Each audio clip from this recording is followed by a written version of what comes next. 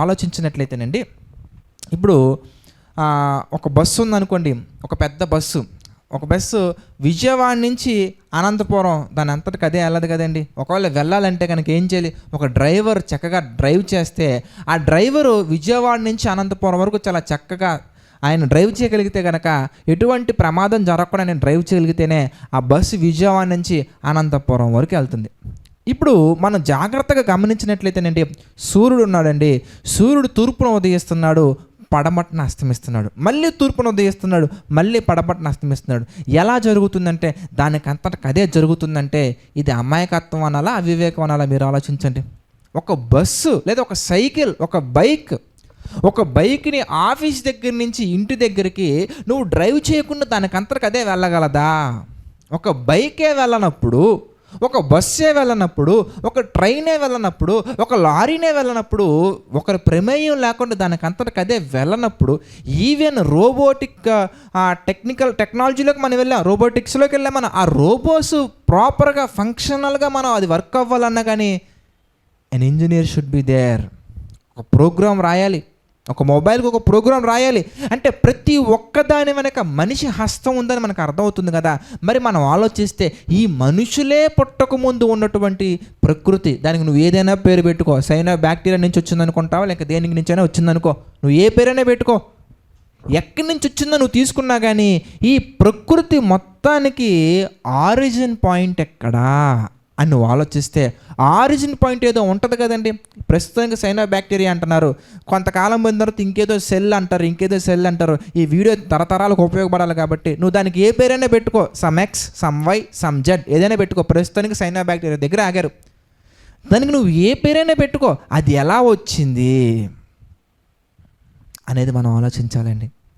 అది మనం ఆలోచిస్తే అప్పుడు మనకు ఆన్సర్ వస్తుంది. మనకు ఒప్పుకోవడానికి ఇష్టం లేక బియ్యం అన్నంగా ఎలా మారిపోయింది అయ్యా అంటే అదిగో గ్యాస్ వల్ల వచ్చింది అంటారు.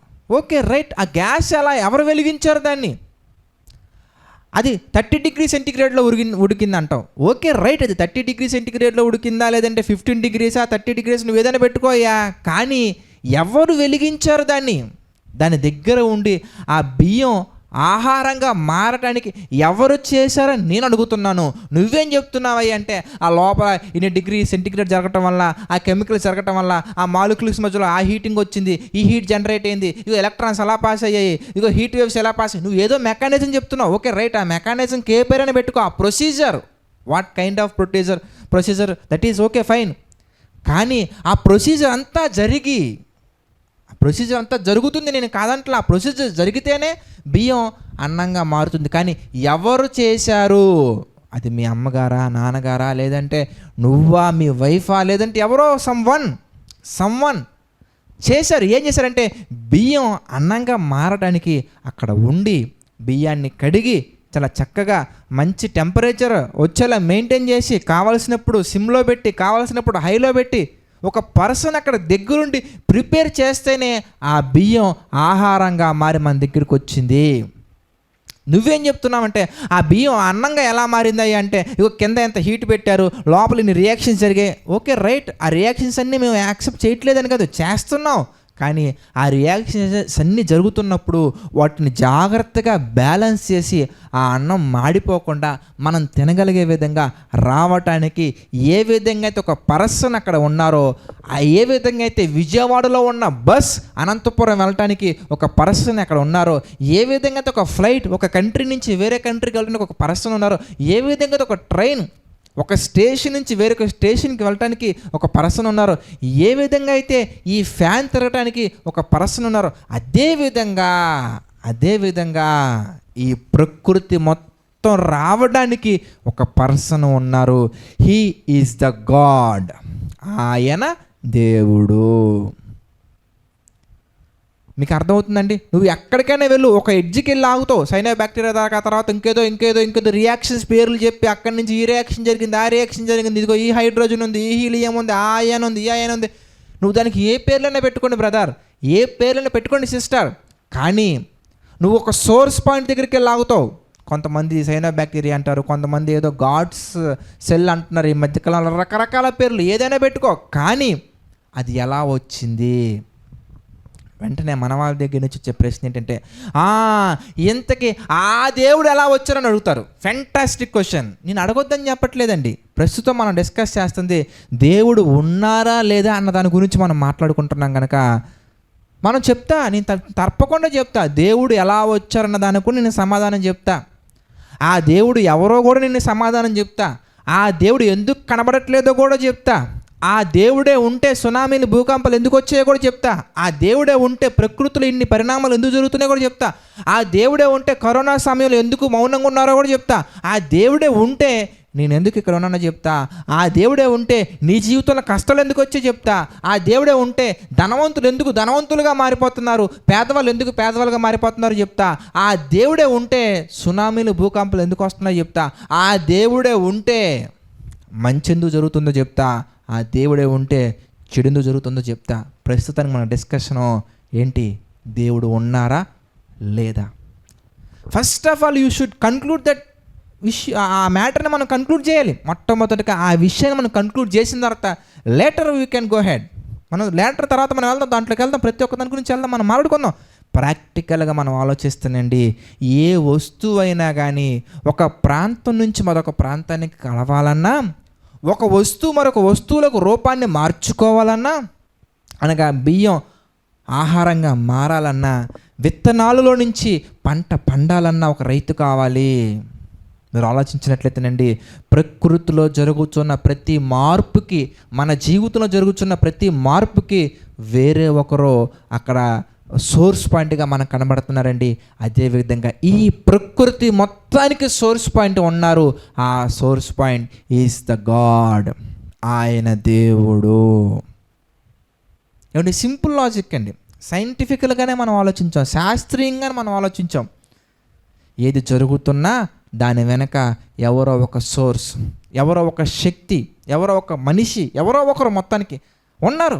అదేవిధంగా ఈ ప్రకృతి మొత్తం క్రియేట్ అయ్యిందంటే కనుక దాని వెనక ఉన్నటువంటి వ్యక్తే దేవుడు. ఆ దేవుడు గురించే బైబిల్లో రాయబడిన ఒక మాట మనం చూద్దామండి. అపోస్తుల కార్యాలు మనం చూస్తే, అపోస్తుల కార్యాలు 17th చాప్టర్ మనం చూద్దాం. అపోస్తుల కార్యాలు 17th చాప్టర్ మనం చూస్తే 24th వర్స్ మనం చూద్దాం. 24వ వచనం మనం చూద్దామండి.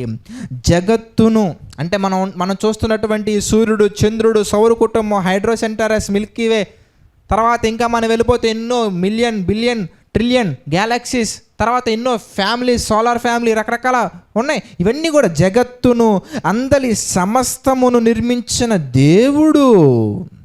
ఎంత చక్కగా ఉందండి. జగత్తును అందలి సమస్తమును నిర్మించిన దేవుడు తానే ఆకాశమునకును భూమికిని ప్రభువై ఉన్నందున. ఎంత చక్కగా ఉంది చూసారా? ఆకాశానికి భూమికి ప్రభువై ఉన్నందున. అంత మాత్రమే కాదండి, ఇంకా మనం చూస్తే అపోస్తుల కార్యాలలోనే ప్రియులారా 14వ అధ్యాయం మనం చూద్దాం. 14th చాప్టర్ మనం చూస్తానండి. 17th వర్స్ కూడా మనం చూద్దాం. అపోస్తుల కార్యాలు 14వ అధ్యాయము 17th verse, 14th chapter 17th verse మనం చూస్తే, అయినను ఆయన ఆకాశము నుండి మీకు వర్షమును ఫలవంతములను ఋతువులను దయచేయచ్చు. అని చక్కగా ఉందండి. ఆకాశము నుండి మీకు వర్షమును ఫలవంతములను ఋతువులను దయచేయచ్చు, ఆహారమును అనుగ్రహించుచు, ఉల్లాసముతో మీ హృదయములను నింపుచు, మేలు చేయుట చేత తన్ను గురించి సాక్ష్యము లేకుండా చేయలేదని బిగ్గరగా చెప్పిరి. ఆకాశముల నుండి వర్షం వస్తుందన్న, ఋతువులు ఫామ్ అవుతున్నాయన్న, ఋతువులు సీజన్స్ మనకు వస్తున్నాయన్న, మంచి ఫ్రూట్స్ మనం తీసుకోగలుగుతున్నామన్నా. చూడండి, సమ్మర్లో మాత్రం మనకి మ్యాంగోస్ కనబడుతూ ఉంటాయండి, పర్టికులర్ సీజన్లో మాత్రం మనకి ఉసిరికాయలు కనబడుతూ ఉంటాయండి, పర్టికులర్ సీజన్లో మాత్రం మనకి వాటర్ మిలన్ కనబడుతుంటుందండి, పర్టికులర్ సీజన్లో మాత్రం మనకి రకరకాల ఫ్రూట్స్, రకరకాల వెజిటేబుల్స్. చూడండి, మీరు ఆలోచిస్తే కొన్ని వెజిటేబుల్స్ అనేవి పర్టికులర్ కాలంలో మాత్రం దొరుకుతూ ఉంటాయండి, కొన్ని వెజిటేబుల్స్ ప్రతి కాలంలో దొరుకుతూ ఉంటాయండి. సమ్మర్ కొంతకాలం, వింటర్ కొంతకాలం, రైనీ సీజన్ కొంతకాలం, ఇలా సీజన్స్ రకరకాలుగా ఈ ఋతువులు, రకరకాల కాలాలు, ఇవన్నీ కూడా దేవుడు చాలా చక్కగా ఆయన ఆర్గనైజ్ చేస్తున్నారు, చాలా చక్కగా ఆయన నిర్వహించుచున్నాడు, సమస్తమును జరిగించుచున్నారు. సృష్టించింది ఆయనే, జరిగించుచున్నది కూడా ఆయనే. He is the God. ఇట్లా మనం ఐడెంటిఫై చేయాలి, కానీ రోగాలు తగ్గాయని లేదంటే తలనొప్పి తగ్గిందని కాదండి. ఎందుకంటే this is the ultimate test. ఎవరైతే సృష్టిని చేశారో వాళ్ళు తప్పకుండా సృష్టిలో బ్రతుకుతున్న మనకు ఏదైనా రోగం వస్తే తప్పకుండా తగ్గించగలగాలి. అంతే కదండి. సృష్టిని చేసినటువంటి వాళ్ళకి మాత్రమే ఆ రోగం ఎందుకు వచ్చిందో అర్థమవుతుంది, ఆ రోగం ఎప్పుడు పోయిద్దో అర్థమవుతుంది, ఎలా పోయిద్దో అర్థమవుతుంది. కనుక సృష్టిని చేసినటువంటి వాళ్ళు నిజమైనటువంటి దేవుడు. ఇట్లా మనం ఐడెంటిఫై చేయాలి. ఇంకా మనం ఆలోచిస్తానండి, మరొక మాట కూడా మనం బైబిల్లో నుంచి చూడగలిగితే పిల్లారా, 100వ కీర్తన మనం చూద్దాం. 100వ కీర్తన మనం చూస్తానండి. 100వ కీర్తన 3వ వచనం మనం చూద్దాం. కీర్తనలు 100 మన 3వ వచనం మనం చూస్తే, యెహోవాయే దేవుడని తెలుసుకొనుడి, ఆయనే మనలను పుట్టించెను. ఆయనే దేవుడని తెలుసుకోండి, ఆయన మనలను పుట్టించెను. ఎంత వండర్ఫుల్గా ఉందండి. దేవుడే మనలను పుట్టించుచున్నారు. మీకు ఇంకో ఆశ్చర్యకరమైన విషయం చెప్పమంటారా? అది ఎలా అవుద్ది?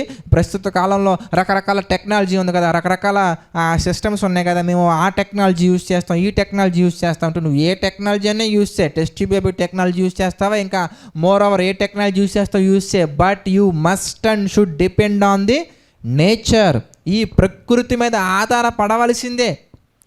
ఏది ప్రకృతి మీద ఆధారపడకుండా ఒక స్పెమ్ తయారు చేసి చూద్దాం. ఒక స్పెమ్లో నుంచే కదండి, ఆ స్పెమ్ తీసుకొని రకరకాల పరిశోధన చేసి ఎక్స్పెరిమెంట్స్ చేసి ఒక ఉమెన్ యొక్క గర్భంలోకి దాన్ని పంపించి ఆ తర్వాత టెస్ట్ బేబీ టెక్నాలజీ ఇదంతా కూడా ఇవే మనకు కనబడుతూ ఉంటాయి బయట. సంతానలేమి సమస్యల, ఆ సమస్యలతో బాధపడుతున్నారు, ఈ సమస్యలతో బాధపడుతున్నారు, రండి మీ యొక్క కళను నెరవేర్చుకోండి, మీ కళను సాకారం చేసుకుని ఏవో కనబడుతూ ఉంటాయి. ఏది ఏమైనా కానీ, ఎంత టెక్నికల్గా నువ్వు వెళ్ళినా కానీ ప్రియులారా, దేవుడు సృష్టించినటువంటి ఈ ప్రకృతి మీద డిపెండ్ అవ్వకుండా చిన్న వాటర్ డ్రాప్ కూడా మనం చేయలేము. ఆ ప్రకృతిని చేసింది ఎవరయ్యా అంటే ద గాడ్, దేవుడు. He's the creator, he's the master. అందుకే ఆయనే మనలను పుట్టించెను. మీకు ఇంకో విషయం చెప్పమంటారండి, దేవుని యొక్క సహాయ సహకారాలు లేకుండా మనం ఈ భూమి మీదకి రాలేము. దేవుని యొక్క సహాయ సహకారాలు లేకుండా మనం ఈ భూమిని విడిచి వెళ్ళలేము.